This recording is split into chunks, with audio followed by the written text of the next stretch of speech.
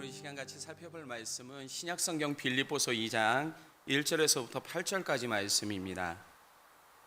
신약성경 빌립보서 2장 1절에서 8절까지 말씀, 저와 여러분이 한 절씩 교독하도록 하겠습니다. 제가 먼저 읽겠습니다.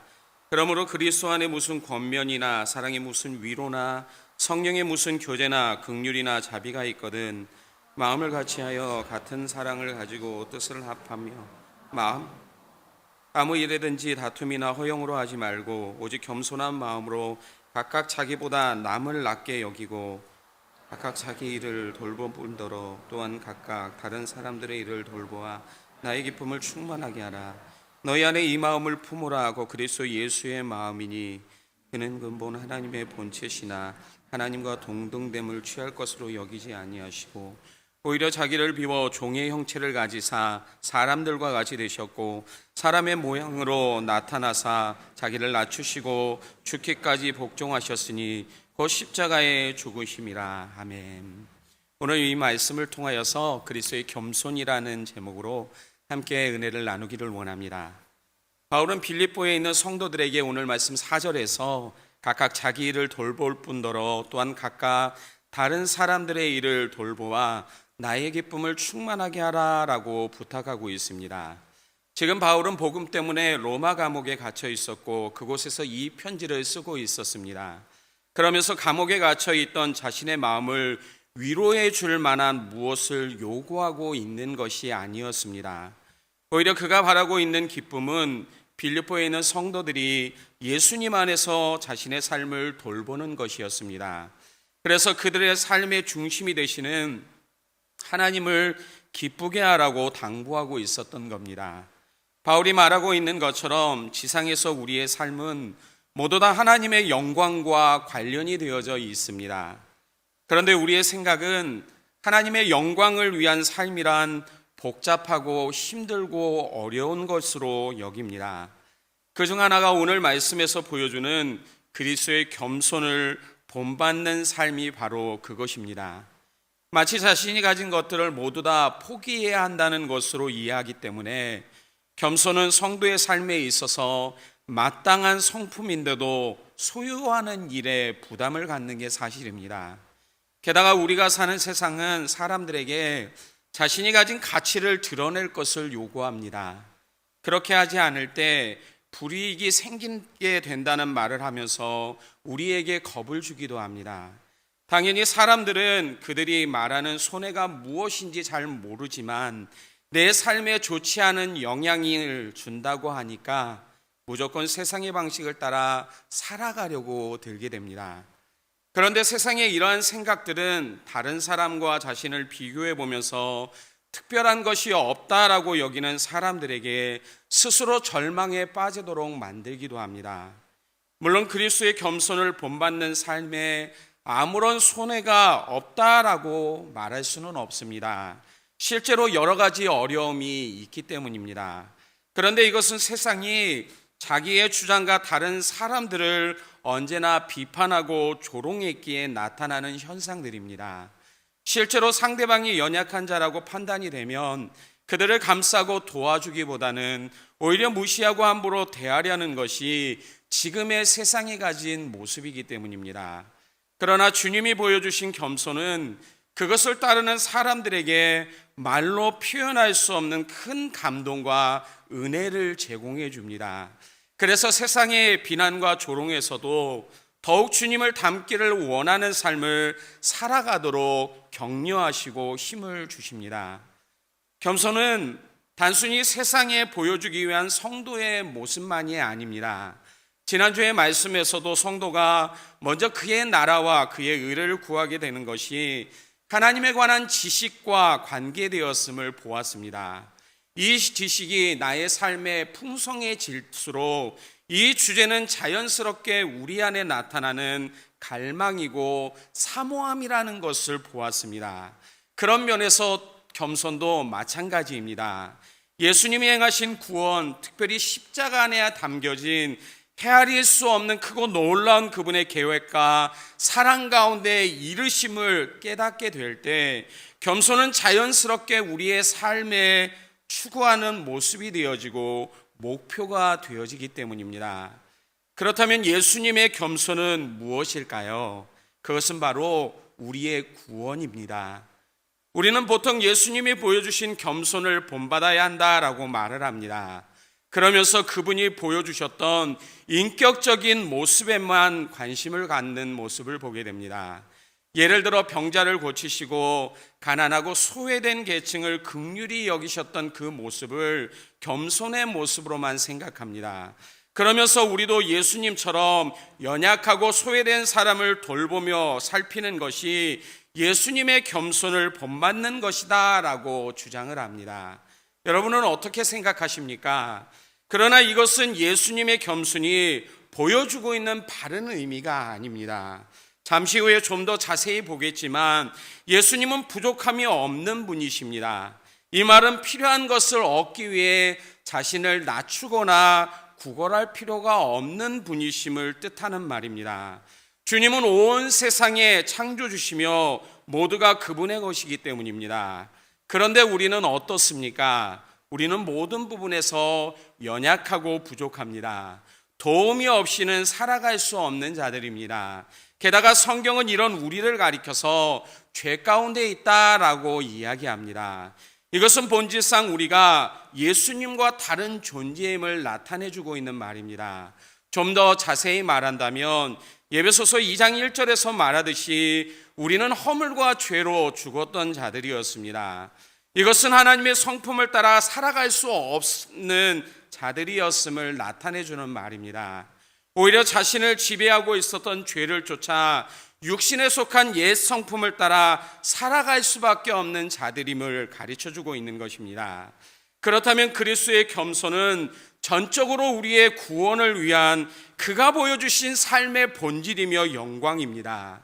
특별히 죄로 인해 죽었던 우리를 살리기 위해 예수님이 보여주신 한없는 사랑과 은혜였습니다. 이 사실을 오늘 말씀이 분명하게 보여주고 있습니다.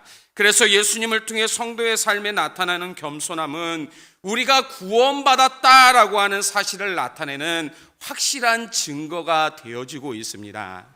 이 사실을 어떻게 알 수 있을까요? 첫 번째로 이 사실을 알기 위해 우리는 예수님이 보여주신 겸손이 어디에서부터 시작되었는지를 살펴보아야만 합니다. 먼저 예수님의 겸손은 성부 하나님 앞에서부터 시작되고 있습니다. 오늘 말씀 6절을 읽어보면 그는 근본 하나님의 본체시나 하나님과 동등됨을 취할 것으로 여기지 아니하셨다라고 말하고 있습니다. 그는 근본 하나님과 본체시나 라는 표현에 사용되는 그는 무엇이시나 라는 말은 시제가 현재 분사형입니다. 이 말은 과거에도 그랬고 마찬가지로 현재에도 예수님은 하나님의 본체가 되시는 분이시다라는 것을 가르쳐주고 있는 말입니다. 이 말씀은 예수님의 신성을 부정하는 자유주의자들의 주장을 정면으로 반박하고 있습니다. 이들은 예수가 원래 사람이었는데 요단강에서 세례를 받고 나오자 성령의 강림을 통해 메시아의 자격을 얻었다라고 말을 합니다. 그러면서 이 주장을 통해 성부 하나님과 본체와 능력과 영원성에 있어서 동등하신 예수님을 부정하고 예수는 하나님의 아들이 아니다라고 하는 주장을 통해 성경의 진실성을 파괴하려고 들고 있습니다. 그러나 예수님은 참 하나님이시며 참 사람이십니다. 아멘. 그런데 창세전부터 계셨던 예수님이 그가 계신 곳에서부터 하나님과 동등됨을 취할 것으로 여기지 아니하시고 오늘 7절에서는 오히려 자기를 비워 종의 형체를 가지사 사람들과 같이 되셨다라고 말하고 있습니다. 이것을 통해 예수님의 겸손으로 우리의 구원이 이루어지게 된 겁니다. 이 사실에 대해 예수님은 마태복음 20장 28절에서 인자가 온 것은 섬김을 받으려 함이 아니라 도리어 섬기려 하고 자기 목숨을 많은 사람들의 대속물로 주려 함이다 라고 말씀하셨습니다. 또한 최후의 만찬 자리에서 예수님은 겉옷을 벗으시고 허리에 수건을 두르신 후에 제자들의 발을 각각 씻어주시는 모습을 보여줍니다. 물론 베드로는 예수님의 이러한 행동을 거부했습니다. 다른 사람들은 몰라도 내 발만큼은 절대 씻지 못한다고 그는 말했습니다.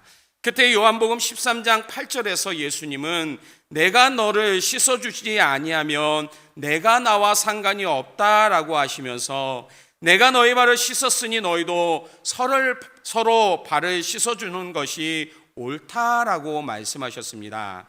이처럼 하나님과 동등됨을 취하시지 않으셨던 예수님의 겸손은 우리의 구원을 위한 것임을 보여주고 있습니다. 두 번째로 예수님의 겸손은 십자가의 죽음에서도 볼 수 있습니다. 보통 예수님의 십자가의 죽음을 말할 때 제일 강조되는 내용이 있다라면 그것은 바로 죄의 문제에 대한 이야기입니다. 예수님이 우리의 죄를 위해 물과 피를 다 쏟으셨다라는 말을 강조합니다. 그런데 십자가의 죽음은 무엇과도 비교할 수 없는 가장 큰 겸손에 대한 예수님의 표현임을 말해주고 있습니다. 우리 같이 8절 말씀을 함께 읽어보도록 하겠습니다. 8절 말씀입니다. 같이 읽겠습니다. 사람의 모양으로 곧 십자가에 죽으심이라. 아멘. 하나님이신 예수님이 자신이 이루고자 할 사명을 위해 자기를 낮추셔서 사람의 몸을 입으셨습니다. 여러분은 이 사실을 믿어지십니까? 게다가 이 사명은 사람을 구원하시기 위해 죽기까지 복종하신 십자가의 죽음을 나타내고 있습니다. 이것은 누구의 강요도 아닌 예수님의 자발적인 행동이었습니다. 그리고 이것을 통해 나타난 결과는 그 누구도 상상할 수 없는 놀라운 일이었습니다. 그런데 예수님의 겸손을 말할 때마다 함께 사용되어지는 단어가 있습니다. 그것은 바로 온유함인데 마태복음 11장 29절에서도 예수님은 자신을 가리켜 나는 마음이 온유하고 겸손하니 나의 멍에를 메고 내게 배우라 라는 말씀을 하셨습니다. 그런데 이 말은 예수님이 보여주신 겸손을 더욱 빛나게 하고 있습니다. 보통 우리는 온유함을 말할 때 부드럽고 온화한 성격을 떠올리게 됩니다. 그래서 자기 주장이나 성격이 강한 사람과 반대로 결단력이 없거나 무기력한 사람을 나타내는 말로 이해하는 사람들도 있습니다. 그러나 성경에서 말하는 온유함이란 전혀 다른 의미를 갖고 있습니다. 이것은 단순히 힘이 없고 연약한 상태를 나타내고 있는 말이 아니기 때문입니다. 오히려 이전에는 아무도 감당할 수 없는 자가 시간이 지나면서 다듬어지는 모습을 나타내주고 있기 때문입니다. 온유함이란 마치 제어할 수 없는 야생마를 길들여 잘 다듬은 상태로 만드는 것을 뜻하는 말입니다. 바로 하나님의 주권 안에 순종하며 움직이는 것을 가리켜서 성경은 온유함이다라고 말을 하고 있는 것입니다. 세상의 모든 것의 주인이 되시는 예수님이 하나님과 원수되었던 우리를 십자가로 하나님과 화목하게 하시기 위해 스스로 낮아지신 것입니다. 또한 원수된 것을 십자가로 소멸하시고 한 성령 안에서 하나님 아버지께 나아감을 얻도록 하시기 위해서 성부 하나님께 복종하셨음을 지금 말하고 있는 것입니다. 이처럼 예수님은 우리를 구원하시기 위해 하늘 보좌를 버리시고 지극히 낮은 이 땅으로 오셨습니다. 또한 하나님의 어린 양으로 우리를 위해 친히 희생 제물이 되어 주셨음을 말하여 주고 있는 것입니다. 이렇듯 우리의 삶이 겸손을 통해 사랑과 은혜를 보여주신 예수님을 신뢰하고 닮는다라고 하는 것은 우리에게 지나치지 않는 너무나 당연한 감사의 표현이고 믿음의 성도가 지녀야 될 삶의 모습임을 이것을 통해 지금 보여주고 있는 것입니다. 그러므로 우리는 그리스도를 본받아 겸손한 일에 더욱더 힘을 쏟는 자들이 되어야만 합니다. 지금까지 우리는 예수님의 겸손이 어디에서부터 시작되었는지를 보았습니다. 그렇다면 두 번째로 이제는 우리를 겸손으로 인도하시는 예수님의 모습을 살펴보기를 원합니다. 앞에서 살펴본 대로 예수님이 이 땅에 오신 이유는 우리의 구원을 위해서였습니다. 그렇다면 구원받기 전에 우리의 상태가 어땠는지를 생각해 보십시오. 이것은 죄에 관한 이야기입니다. 좀 더 구체적으로 말한다면 내 안에서 죄가 일어나는 동기에 대한 이야기입니다.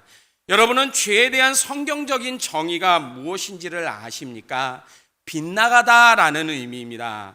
표적이나 목표에서 벗어나는 것을 의미해 주는 말입니다. 그렇다면 무엇 때문에 이러한 일들이 우리 안에 일어났습니까? 여기서 말하는 표적이나 목표는 하나님을 가리킵니다. 좀 더 명확하게 이야기한다면 하나님의 뜻을 나타내고 있습니다.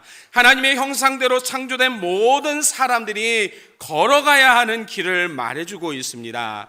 아담과 하가 이 일을 벗어나 비참한 상태에 빠진 이유가 무엇 때문이었습니까?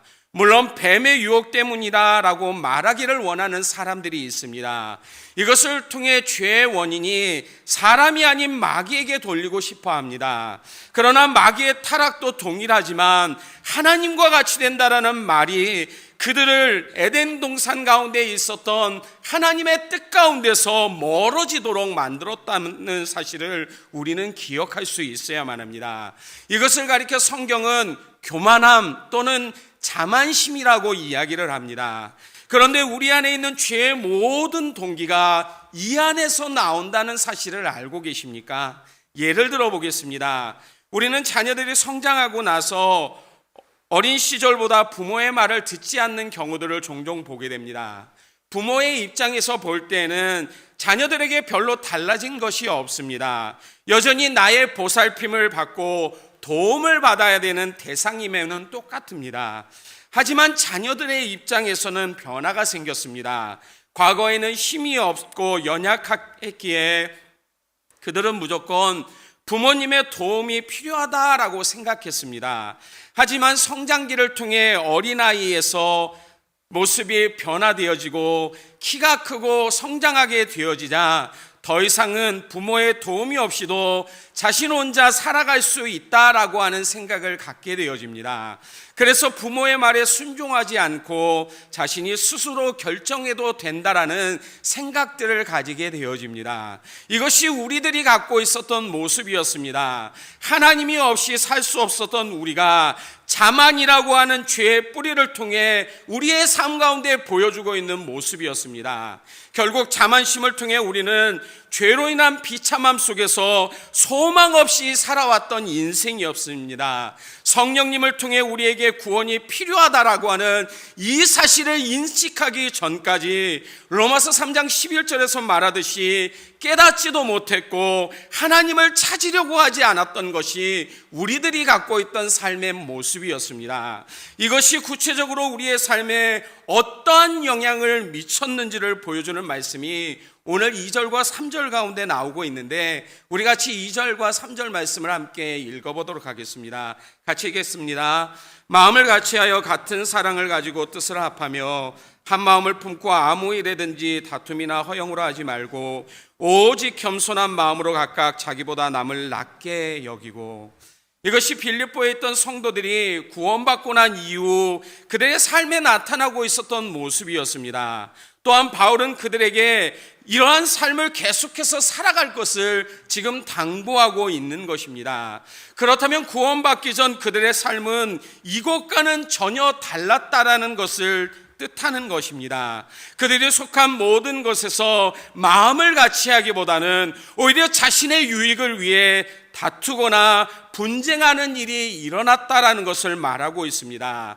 가정에서는 남편과 아내와 그리고 자녀들과 연합하지 못했던 모습, 세상 사람들에게는 자신을 과시하는 인들로 인해 다툼이 일어났던 모습, 이것이 여전히 우리가 사는 세상에서 볼 수 있는 모습이기도 합니다. 빌립보 지역의 성도들도 과거에는 자만심으로 가득했고 삶에는 분쟁과 다툼뿐만이 아니라 허영심을 쫓아 살았던 모습을 이 말씀을 통해 보여주고 있는 것입니다. 그렇다면 우리도 이러한 이러한 모습을 가지고 있지는 않습니까? 만약 이것이 우리 안에 나타나고 있는 모습이라고 한다면 여전히 우리는 겸손함을 따라 하나님이 원하시는 인생을 살아가기보다는 죄의 지배를 받고 삶을 살아가고 있음을 나타내주고 있습니다. 그래서 바울은 데살로니가전서 5장 21절과 22절에 범사에 헤아려 좋은 것을 취하고 악은 어떠한 모양이라도 버려야 한다라고 권면하고 있습니다. 그런 면에서 우리가 취할 좋은 것이란 바로 예수님이 지금 보여주시고 계시는 겸손의 모습입니다. 그래서 5절 말씀에 너희 안에 이 마음을 품으라 곧 그리스도 예수의 마음이니라고 말하고 있는 것입니다. 그렇다면 마지막으로 그리스도의 마음인 겸손함을 소유하기 위해 어떻게 해야 되는지를 생각해 보기를 원합니다. 먼저는 다른 어떠한 것보다 이것을 더욱더 소망해야만 합니다. 이미 앞에서 그 이유를 설명했던 것처럼 그리스도의 겸손은 우리의 구원을 위한 것입니다. 따라서 구원을 통해 영원한 생명을 누리기 위해서는 날마다 겸손함으로 더욱 예수님을 닮기 위한 삶을 살아야만 합니다. 여전히 우리 안에는 겸손과 반대되어지는 자만심이 기회를 틈타고 고개를 들려고 하고 있습니다. 때로는 사람들의 칭찬과 환호에 도취되어 자만심에게 우리의 마음을 내주는 경우도 참으로 많이 있습니다. 그런데 우리에게 베드로전서 5장 5절과 6절에 젊은 자들아 서로 겸손으로 허리를 동이라 하나님은 교만한 자를 대적하시되 겸손한 자들에게는 은혜를 주시니라. 그러므로 하나님의 능하신 손 아래에서 겸손하라. 때가 되면 너희를 높이시겠다라고 교훈하고 계십니다. 두 번째로 반드시 성도가 가져야 될 덕목이라면 이것을 소유하기 위해 우리는 날마다 힘을 쏟아야만 합니다. 갈라디아서 5장에는 성령의 소욕을 따라 사는 자들의 삶에 나타나는 열매를 소개하고 있습니다.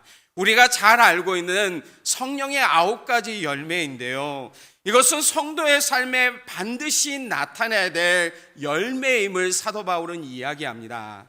그런데 많은 분들은 그렇게 생각하지 않습니다. 대신 모든 것이 아니라 자신이 잘할 수 있는 열매만을 맺으면 된다라는 생각을 갖고 있습니다.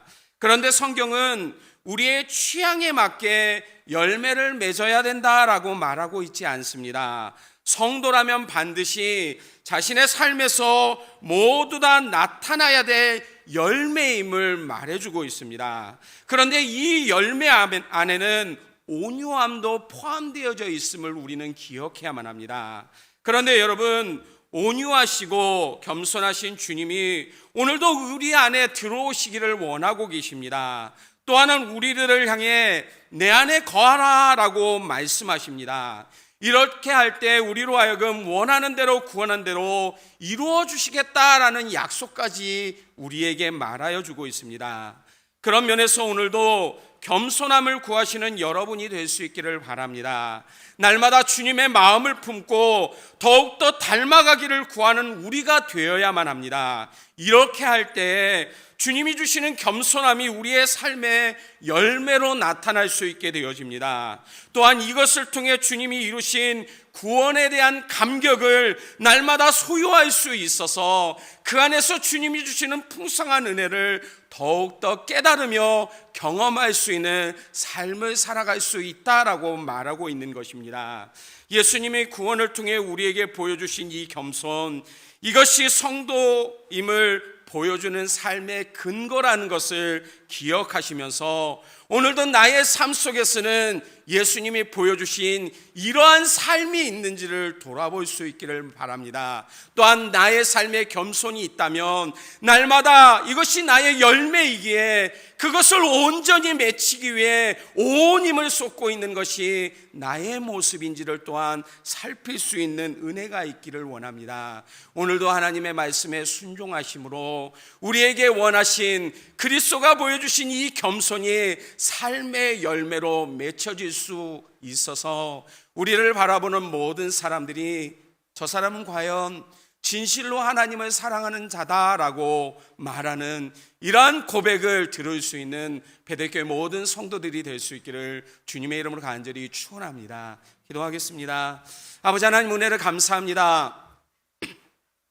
오늘 우리에게 주신 말씀을 통하여서 그리스도께서 우리에게 보여주신 이 겸손이 우리의 구원을 위한 것임을 알게 하여 주시니 감사합니다. 또한 구원받은 자들이라면 삶을 통해 겸손이 열매로 나타나야 된다라고 말씀하고 있는데, 과연 우리는 그리스도가 보여주신 이 삶을 본받아 날마다 겸손함으로 하나님을 바라보기를 원하는 삶을 살기를 소망하고 있는지를 다시금 말씀을 통해 묵상하기를 원합니다. 성령 하나님, 우리의 마음을 주장하시고 인도하여 주셔서 더욱더 그리스도를 본받을 수 있는 믿음의 삶을 살아가는 자들이 되게 하여 주옵소서. 우리를 구원을 위해 보여주신 이 겸손이 날마다 우리의 삶 가운데 당연히 나타나는 모습이 되어지게 하여 주셔서 날마다 우리의 삶을 통해 하나님의 영광이 드러나게 하시고 우리의 삶을 통해 예수 그리스도의 은혜와 사랑이 무엇인지를 보여줄 수 있는 이러한 믿음의 삶을 살아가는 베델교회 모든 성도들이 되어질 수 있도록 인도하여 주시기를 원합니다. 오늘도 주님 안에서 이 겸손의 열매를 사모하며 갈망하며 소망하는 우리의 삶이 되어질 수 있도록 인도하여 주시기를 원하며 예수님 이름으로 기도드리옵나이다. 아멘.